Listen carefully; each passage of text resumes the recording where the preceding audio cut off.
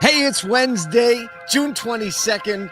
Kyle and I are a little sad. We got to kiss Asheville, North Carolina goodbye as we're talking about Tesla in 2030, travel expectations for 4th of July, and Amazon robots. Everywhere I go, the people really want to know who I is and who I be. They stop and stare with Amazon robots. Amazon robots. It's always a good way to end. You knew it was coming. Show.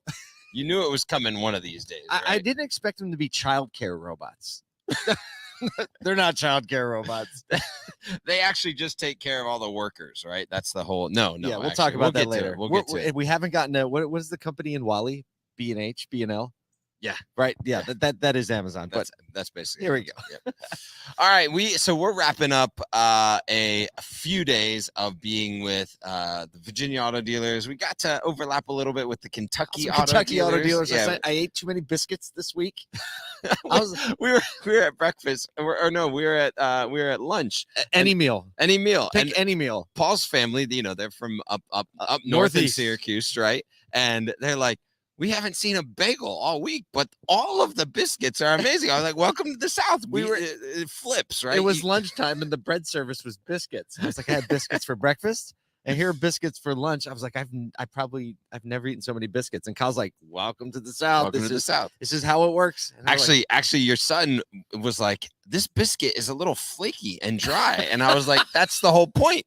And I'm looking, he's like, no, I put the gravy on it. And I'm trying to like find the gravy. And if you're from the South, you know that if you have biscuits, if you can see the biscuit and you can see the biscuit, you've done it wrong. It's not no, the only biscuits he's had probably came out of like a steam table at a KFC somewhere.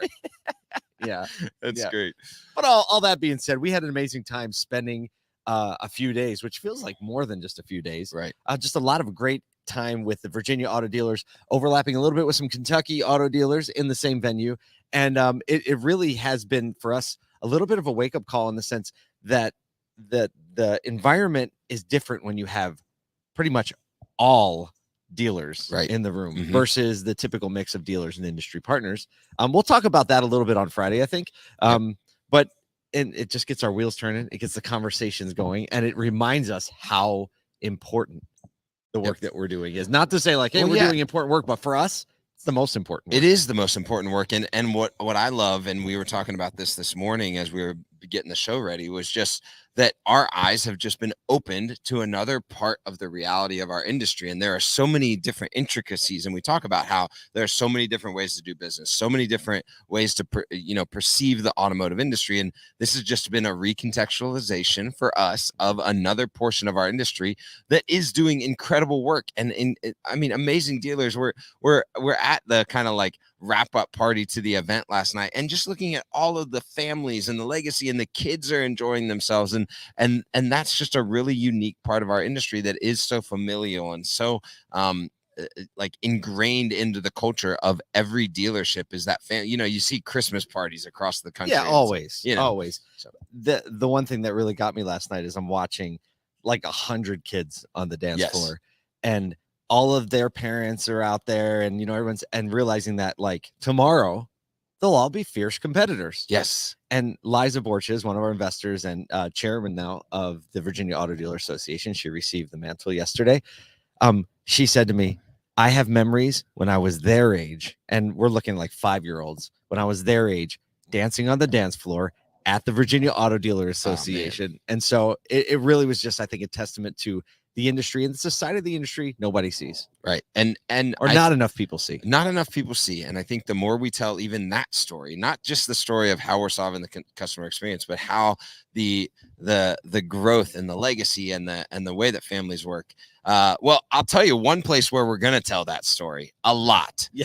Is ASOTU Con. And I've heard about this thing. We've been talking about it a lot. We're building the energy. We know that there's from a lot of our crew, if you're listening to the podcast, watching, you probably know that it's coming and you're anxious and excited about it. So we've set a date for ticket sales to go live. Now, this will be ticket sales to the closest to chess, the ones that have registered at ASOTUcon.com. We're going live on July 5th, so tickets will be for sale. It'll be a very limited amount to industry partners, and then dealer tickets will be available. Paul, we've decided on the ticket price for dealers. Yeah. It's only $399. I didn't realize we hadn't talked about that We yet. haven't talked about because we've been that. planning that for a while, Right. right? And we've locked it. But yeah, $399 for a dealer ticket, which is probably half of what any similar event cost. Right. If there was ever a similar event. It's which unbelievable. You get I don't know if there's going to ever been an event that is as similar to ASOTU. 6 meals, your whole all the food's included, all 2 days of content. I mean, it's just going to be a way to get in, be there, be available. the entertainment Monday night, all the entertainment. It's going to be so good. It really is. So pre-register at ASOTUcon.com, ASOTUcon.com. If you're an industry partner, we have really limited tickets. So the only ones that are going to be able to have the opportunity to buy a ticket will be on that list. If you're a dealer, you can be first to know. You can register. We have a lot of more dealer tickets available just by the nature of the event. And man, the team has been working in the background. So even though like we're just talking about these things Monday, there are a lot of pieces falling into place, and we're just about to the point where we can open this thing up. And I mean, obviously we're excited about it. We're excited to see you, meet you, and get the ASOTU community together. Yes. Very All right, cool. we got to get into Let's the do it. stuff for today. Our first story, and this is really interesting because actually a few news sources have covered this the last 2 days outside of the automotive industry. So my first perception is that the general news public is paying keen attention to what automotive is doing right now because of the push toward EV, the push toward hybrid, and understanding that there is this competitive matrix that is all new in our industry. And that's the one that kind of has its eye on Tesla, right? Volkswagen has been very vocal that they're going after Tesla. And now, just recently, GM and Ford have kind of like put themselves as the fiercest of competitors in the race to beat Tesla in the EV race for volume. Well, what these articles are kind of coming out and bringing to the forefront is that there's 2 different approaches to the way that GM and Ford are going about this race. And the difference in approach is that Ford is going at it with a fewer volume of types of vehicles, models, so different right? models, right? And their goal is to be, in their words, more innovative and intentional about the products that they come out with. Whereas GM is going kind of like this full scale approach. Going to give you a lot of options. Tons of options across this price spectrum, low, high price, all of that. And both of them believe that will help them win the race. Right. Yeah. It's never been easier. Thinking of like from GM's perspective, it's never been easier to like just take a single powertrain platform and then just build on it. Right. Because a lot of the technology is just the same. Like, here's your base. It's like Legos, right? Yeah. Here's the base and then just build it's really on interesting. It. So, I mean, you think that would be a strategy that'd be easier to deploy than ever. But I don't, right. But everybody on the Ford side, everyone talks about the ease of buying a Tesla. Yeah. Right. Because there are so few options, it makes it easier to buy.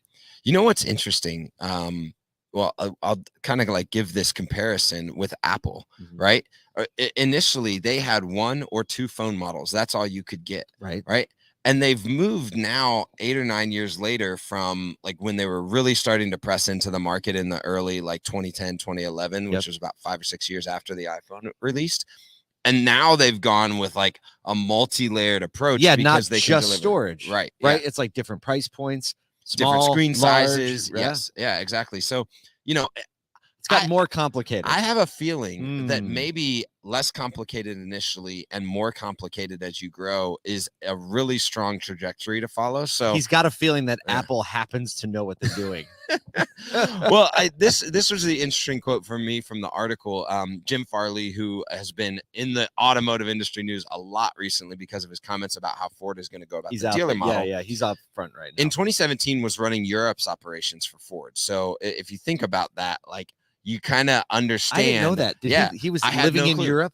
well, at least running the operations out there for Ford. So spent a lot of time out there. So now you everything. think about like the comments that he's making now in 2022 and the relationship to how Europe is kind of advanced in this agency model. Well, his comment back then was, well, if if we all go electric, then the F-150 is going to have to go. But now in 2022, and this is Wait, him he in said that hindsight. just in 2017? Yeah, that's his hindsight. He said like that was my thought back then. Well, now in 2022, it's the first it's EV. the first one to come out. It's so interesting. Not only to the see first that. EV that they, well, it's the first pickup truck to come out. And like, obviously they have tons of reservations and people are raving about it. Right. That's just 5 years. Wow. Just think of how much the technology advanced that they realized it was possible. I wonder how like Tesla's announcement of the Cybertruck showing them like, look what we can do. Right. Look what we can pull. Look at what we might do. Right. Or we'll look at what is possible. Yep. Exactly. Right? Wow. Yep. That is so interesting. Well, I think so. My takeaway is actually in context from VADA on this is just that, leveling the playing field on demand and production right now is not just an internal combustion or a current vehicle, gasoline vehicle issue. It's actually an issue that everyone's being presented with, because if we're all racing for the top title of EV production, it also means that we have to produce those vehicles, and these companies have to be able to provide what the customer demand is. And so I think that it's a healthy level of competition because it's going to provide the ability to meet the potential demand that the consumers are saying they're asking for. So here's what I like about this whole story. We have GM and Ford, two major players taking two very different approaches. Yeah. But both of them happen to be within the circle of franchise retail automotive. There you go. So like, I feel like it's a win across the board. If it's this one, if it's that one, if it's somewhere in between, franchise retail auto dealers putting a good foot forward with product. Yes. So exactly. That's exciting. Well, speaking of wins, segue Time. How you gonna tie this one in? Speaking of wins, I have a perception that service departments are going to come out swinging at the end of June, beginning in July. Like they are going to be covered up. I'm guessing if you're in the marketing spectrum or if you're in the service department, you're already seeing an acceleration of appointments, attention on can I get into service, because it seems like AAA does a massive amount of surveying of like what travel is going to look like. And they are expecting record road travel. I feel like I hear that every year. But maybe there's just more people traveling. It's not last year. Yeah, but what they're saying is that because of a lot of the issues with like airline travel, that people It's ugly out there. are going to be traveling. Choose to drive. Exactly. It's funny. I talked to several people here at the VAD, and they were like, they drove like 11 hours, 9 hours, right? They're just like, yeah, we just decided to drive. Wow. That's like real-time proof. Yeah. It's too far from me. Too many kids. So the percentage of people from 2019 to now that are going to be driving greater than 50 miles to July 4th plans is up 4%. And that might not seem like a lot, but when that many more people are driving that much longer distances, there's just going to be a lot of road travel. And so, I mean, you got a service department, you've got an opportunity to make sure that people know that you're available and ready for them, and figuring out how to service a higher volume of customers is definitely going to be something that, like, heading over the next 2 weeks, you're going to have a high attention to how customers are interacting with you. Man, well, we talk a lot about the cultural indicators and how we deploy them inside dealerships. And this is just one. The cultural indicator says that people are ready to drive further. They're ready to travel more. So that's in their mind. So when you put marketing messages in front of them of what they're already thinking, it's instant empathy, right? It's instant empathy. And then it just makes them lean towards you, right? Show people themselves. People want to see themselves in the marketing and advertising. The indicators, AAA is telling us more people are doing this. Well, talk about that. There you go. Talk about that. All right. Speaking of, I don't know. Hold on. This just stop. Just stop. Okay. Amazon announced its first fully autonomous robot. Put it up on the screen. This is played I played this in 2x speed, but this what's the name of this thing? Proteus. Sounds like a mix between like a Roman guard and Yeah, like the EOS and then and short circuit somewhere. prototype, right? Proteus. Prototype. And so this is their first fully autonomous robot. The other robots it's been using in its warehouse have actually operated in their own section, right? It's like a caged area where the robots do their thing and the humans do their thing. This is the first one that's able to commingle with humans, and it's basically designed to slide underneath. If you imagine like a 7-foot, cart that holds a bunch of boxes, Okay. it slides underneath it, it picks it up, and it drives it somewhere else. And so in the video that if you were watching the live stream, you saw, but if you're listening, you just see these little things totally looking like they're out of Star Wars or something, just, tooling their way around the warehouse, stopping when they see a person, picking up a cart, bringing it somewhere else. And they say this is going to solve a lot of the employee issues, right? Well, so not just like the tension, obviously they've been in the news a lot, workplace conditions and things like that, but there are less people to hire, especially for there's less people jobs to hire. And also, like, you think about just the time to move around, right? And what, like, taking those carts different places, right? The time to go from like one end of the warehouse to the other end removes time where you can be physically filling bins and things like that. And that's Amazon's real thing. They pioneered the tech or the menu or the warehouse process where instead of people going to find the stuff, they actually bring the stuff to the packers, right? So that the carts and the shelves and all that come to the people, which is it's kind of cool, but it doesn't help you with your steps. No.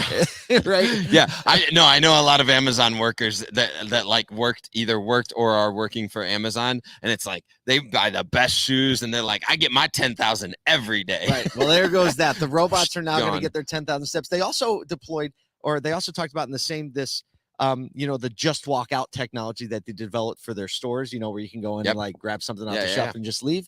They're now deploying that in the warehouse where as workers move packages like from a cart to a table or whatever, it just automatically knows what's happening. Wow, that's nuts. That's pretty cool. That's pretty wild. I mean, inventory management at scale is an important thing. So I can imagine that helps. I do love, like, there's an element of that. There's an element to anything that goes robotics that's a little bit scary from a workforce perspective, but it seems like there's an easing and like, what I hope it does is allow them to free up their workers to be better in certain areas, right? Where robots can support and lift up and support by technology, the people in the process that still needs people, right? Keep the human element alive and well. And I think it'd be really tough to find support. Like, there's no one with picket signs like, don't give robots our jobs, because if you've gone anywhere or bought anything, you understand the level of service, the level of availability is significantly depleted. So having some robots moving, carts around when we can have that human doing something more humanly meaningful for the rest of the economy, I think is a win. Yeah, it definitely is a win. So I don't know. I think that's it for today. The sunrise, you can probably, if you've been watching, you see it coming up behind us. Beautiful here in the mountains of Asheville. It's been really fun to come to you on location, spending some time with some dealers. We hope we brought you a little bit of perspective with our time here, a little perspective in your day. Cue the music, because we're about to head into a little family time. We're excited about that. We have some great content coming for you today. Big interview coming tomorrow with Mike Stanton and Liza Borchers. We're excited to share. Keep going.